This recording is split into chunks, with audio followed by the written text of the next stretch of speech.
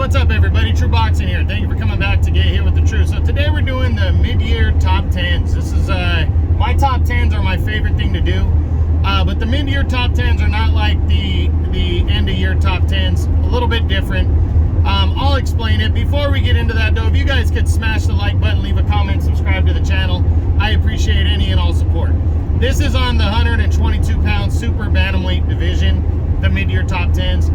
Usually what I did last year is I did an individual video the last 2 years on each guy in the top 10, an individual video. But now I'm grouping them all together because these are not my official, all-out top 10s. These are my mid-year ones, just to give you an update on what these guys have done so far and what they're doing going forward the rest of the year. So here at 122, we had 3 guys drop out so far from the top 10. They were all at the back.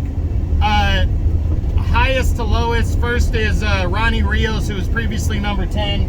Pretty much just because he hasn't fought yet, he's been inactive. And I just had some other guys move in. I looked at his resume, what he's done compared to some of the newer guys in, and he just dropped out. He's been inactive since he got stopped last June against MJ for the title. Hasn't done anything, so just waiting to see what he decides to do. He could get back into it, just depends on what he's done. I haven't heard anything on him so far. Also dropping out is former champion Angelo Leo. Same thing, inactivity. He's been active for quite some time now, and just inactivity has dropped him out. I haven't heard anything on what he's going to do and when he's coming back. He was number 9 coming into it. Also dropping out is Aaron Alameda, former world title challenger. Same thing, inactivity pretty much has him out. He hasn't fought yet this year, and that's why he's dropped out. So now 10 to 1 in order. Number 10, dropping 2 spots for number 8, is Ionut Baluta, the former I don't think he ever actually fought for a world title, but this guy, the consummate super bantamweight contender, been around, is 1-0 so far this year. He bounced back with a win over, I think the guy's name was Andrew Kane. Got a split decision over him, over 10 rounds. And now he's taking on undefeated Dennis McCann in August. And a win will shoot him right back up the rankings. He's actually not ranked, though, in any of the 4 governing bodies right now. But hopefully he's on the rise. I'm picking him to beat McCann because I've never seen McCann and what he can do. But if McCann's the real deal, like Liam Davies last year, he's going to beat Ionut Baluta. So we'll see what happens. That fight's taking place in August. Ionut Baluta against Dennis McCann. And we'll see if Baluta can hang on to a top 10 spot. Number 9 is Liam Davies. He actually drops from, I believe he was number 5. Yeah, he was number 5 coming in. He drops 4 spots. He actually has not, he hasn't fought yet this year, but he is returning at the end of July. He's taking on little-known Jason Cunningham, kind of a stepping stone type guy.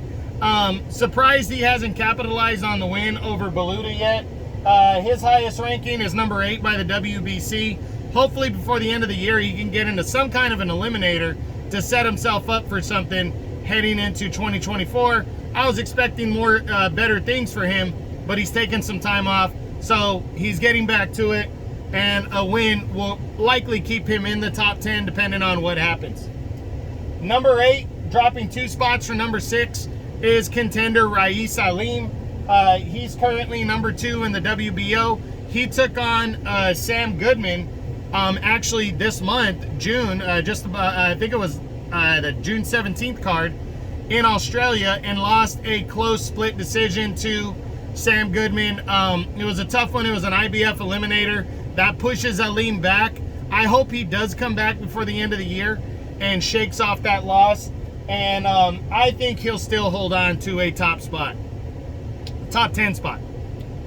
Number 7 is Sam Goodman. He wasn't ranked in the top 10 coming into the year, but a win over Rais Salim definitely puts him in the top 10. That was a very good win. He was losing the first half of the fight, and he came back strong in the second half, closed the deal, and got a split decision victory, and is now the IBF's number 1 contender. Now, don't expect him to get a title shot this year because the IBF has already approved Marlon Tapalis to challenge for the undisputed title against the Fulton Inoue winner.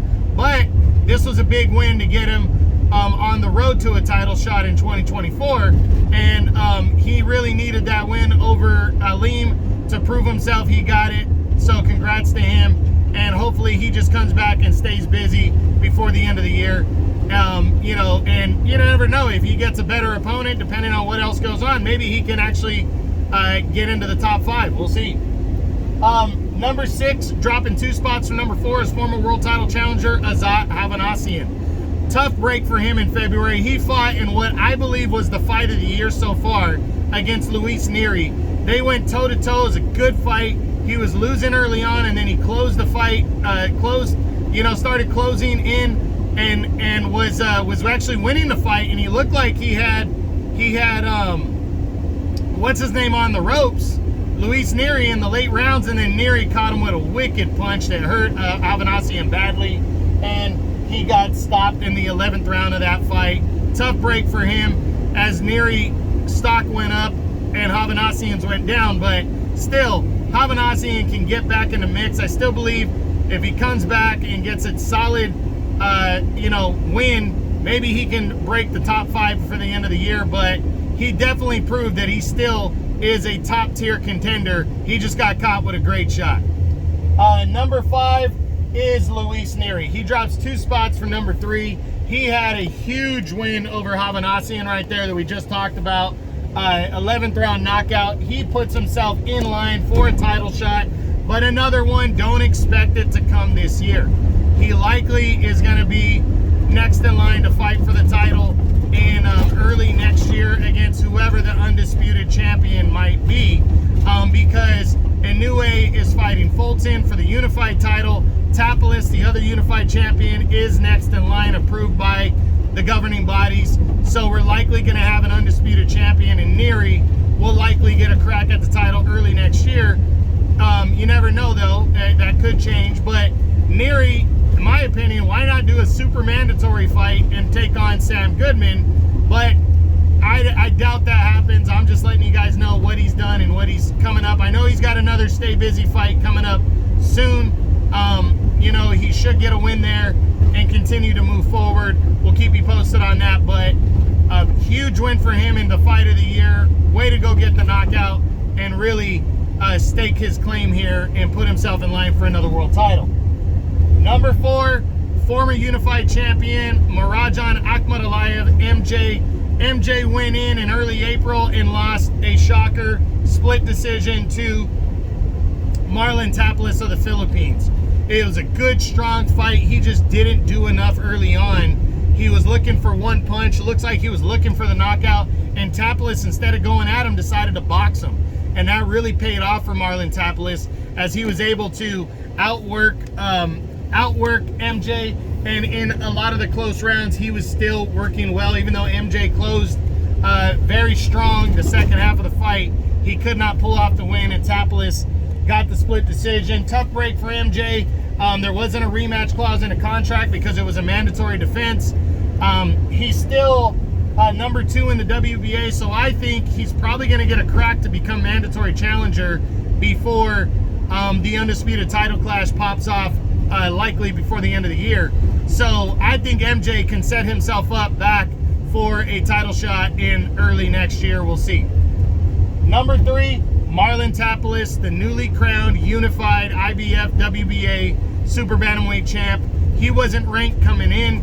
He moves in with this victory over MJ. That was a huge win, a big upset, one of the biggest of the year, and he captured the titles. He said he wanted to fight the winner of Fulton and Inoue for the undisputed, and the WBA has cleared the way for him. He was the IBF mandatory. He got the crack at MJ and got the victory. So the WBA would be the next hurdle, but the WBA cleared the path, let him know that he can fight the winner for undisputed if he wants next, and he likely will, especially if it's a Inoue.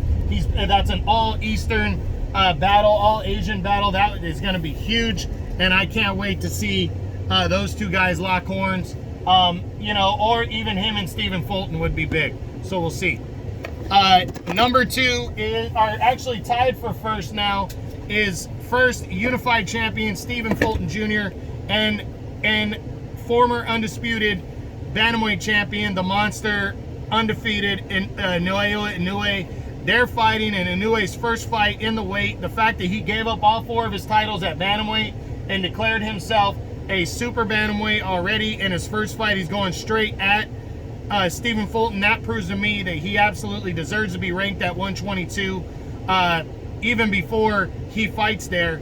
And you know, he's already thrown himself full in the deep end of the pool. Tuesday, July 25th, these 2 guys lock horns for the unified title, and the winner gets a crack.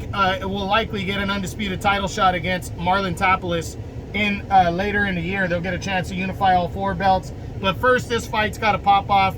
I think it could go either way. I think it's a true 50-50 fight. I'm personally picking Inoue to win, but I really can see Stephen Fulton pulling the win off too.